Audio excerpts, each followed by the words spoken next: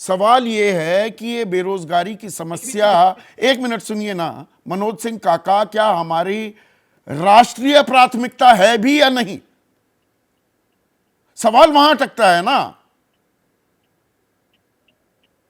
जी बिल्कुल सवाल होना चाहिए, और आपको साधुवाद और आपके संस्थान को साधुवाद कि बेरोजगारी की जो समस्या है वो राष्ट्रीय समस्या है, और इसका एक राष्ट्रीय स्तर पर और राष्ट्रीय दृष्टिकोण के तहत इसका हल निकलना चाहिए।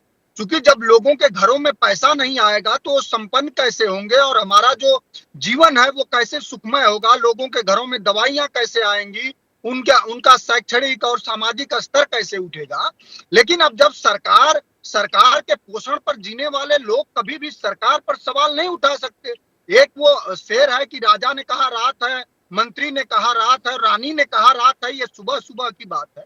आपने ठीक सवाल किया कि जो सरकार के मुखिया इस संकल्प के आधार पर इस देश में सत्ताधीश बने कि हम 2 करोड़ रोजगार प्रति साल देंगे, जब उनसे इस देश के सदन में पूछा गया तो उन्होंने कहा कि विगत 9 सालों में 8 सालों में वो सिर्फ 7,21,000 रोजगार दे पाए हैं।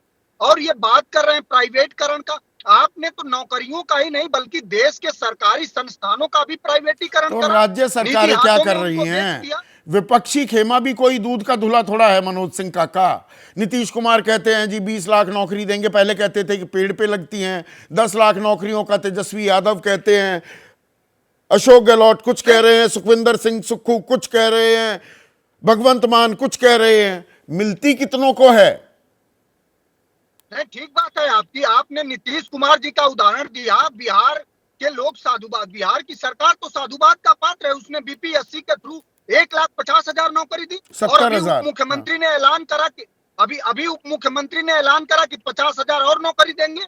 और अभी वो वीडियो आया हमारे यहाँ उत्तर प्रदेश के, कितने दुर्भाग्यशाली हो गए हम लोग कि 6 साल में योगी आदित्यनाथ ने की सरकार ने ऐसा किया कि हमारे नौजवानों ने जाके बिहार में कहा कि वहां तो सांड की बात होती, वहां तो मंदिर मस्जिद की बात होती, हिंदू मुसलमान की बात होती, रोजगार सृजन पर कोई काम ही नहीं हुआ। जो योगी आदित्यनाथ की सरकार ने कहा कि 4.5 लाख नौकरियां दिए, एक व्यक्ति को यूपीएससी के थ्रू, उत्तर प्रदेश अधीनस्थ कर्मचारी चयन आयोग के थ्रू बताया गया कि लेखपाल बना है। और आपके जैसे जब जनवादी पत्रकारों ने रेकी करा उसका, तो उसने कहा कि नहीं मैं कोई लेखपाल नहीं बना हूं, और नेपाल भागता हुआ नजर आ। तो सिर्फ विज्ञापनों में वो जो अदम गोंडवी की शेर है कि तुम्हारे फाइलों में गांव का मौसम गुलाबी है, मगर ये आंकड़ा झूठा है, दावा किताबी है। ये सरकार के पोषण पर जीने वाले प्रपंची प्रवक्ताओं को मैं बताना चाहता हूं, मैं तो ग्रामीण भारत से जुड़ के आपसे बात कर पा रहा हूं। कहीं कुछ है क्या?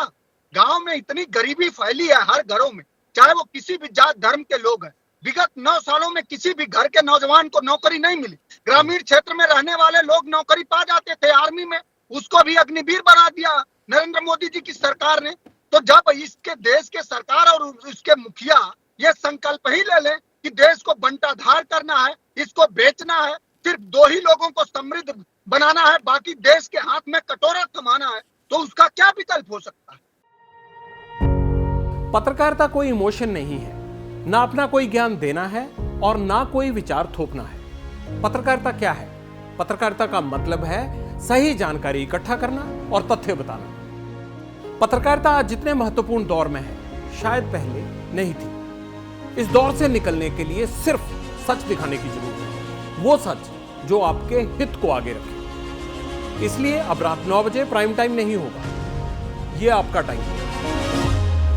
जगविंदर पटियाल के साथ देखिए पब्लिक इंटरेस्ट, सोमवार से शुक्रवार रात 9 बजे सिर्फ एबीपी न्यूज पर। एबीपी न्यूज आपको रखे आगे।